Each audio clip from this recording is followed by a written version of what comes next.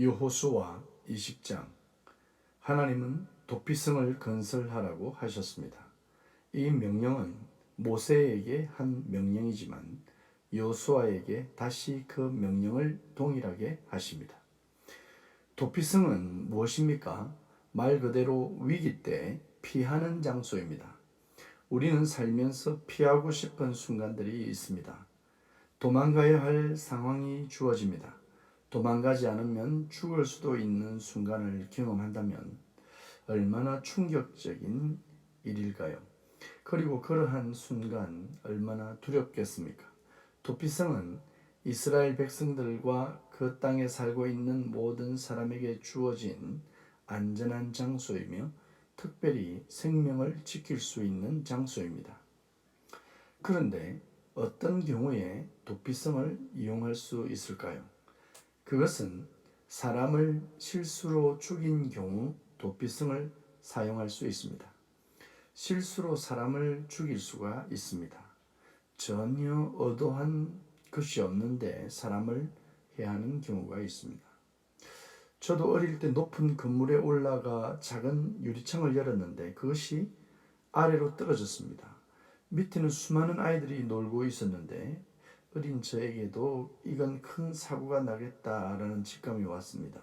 다행히 아이들을 피해 땅에 떨어졌습니다. 참으로 다행입니다. 전 그 일이 얼마나 충격적인지 아직도 그림을 보듯 선명하게 기억하고 있습니다. 이런 경우 나의 의도와 무관하게 사람이 죽게 되면 도피성을 이용할 수 있었다라는 것입니다. 그리고 여호수아의 배경은 구약이고 구약율법은 죽음은 죽음으로 갚는 법이 있었기 때문에 하나님은 억울한 죽음을 막기 위해 도피성 제도를 준비하라고 하신 것입니다. 고의가 아닌 정말 의도치 않은 일로 인해 사람을 죽이게 되면 도피성으로 가야 했습니다. 그런데 분명한 것은 그 사고에 미움이 없어야 합니다. 미움이 없이 의도한 것도 아닌 경우, 그렇다고 한다면 비록 사람이 죽었다고 해도 그 죽인 사람은 도피성으로 도망갈 수 있고 그곳에서 보복을 피해 안전하게 살아갈 수 있으며 자신의 억울한 사정을 설명할 수 있는 기회가 생긴 것입니다.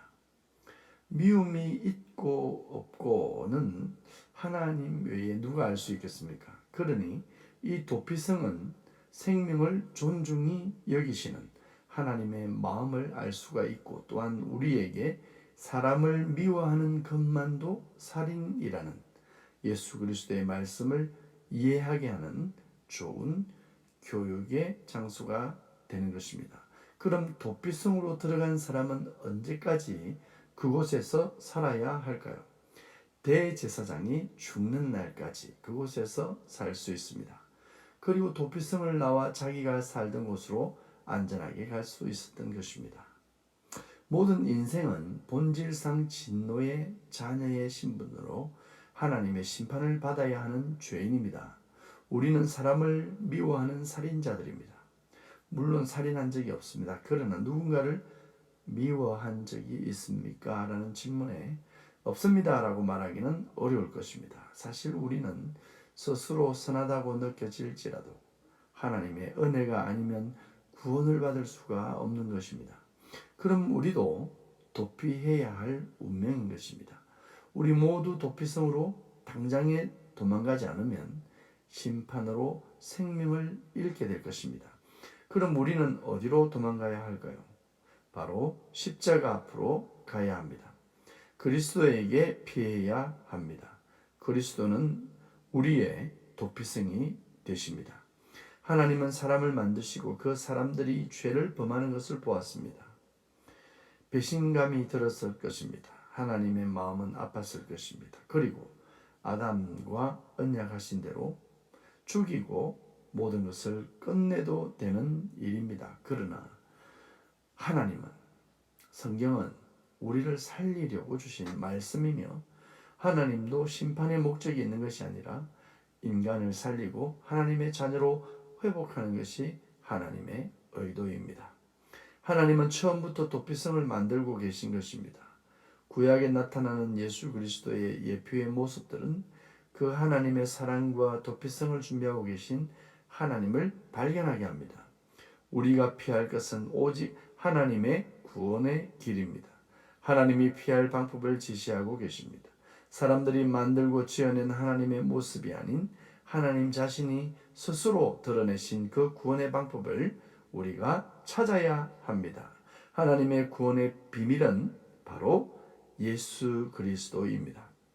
오직 하나님의 이 유일한 도피성, 피난처는 예수 그리스도입니다.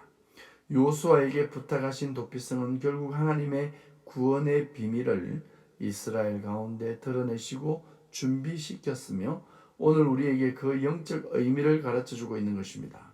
여러분, 하나님에게 피하시길 기도합니다.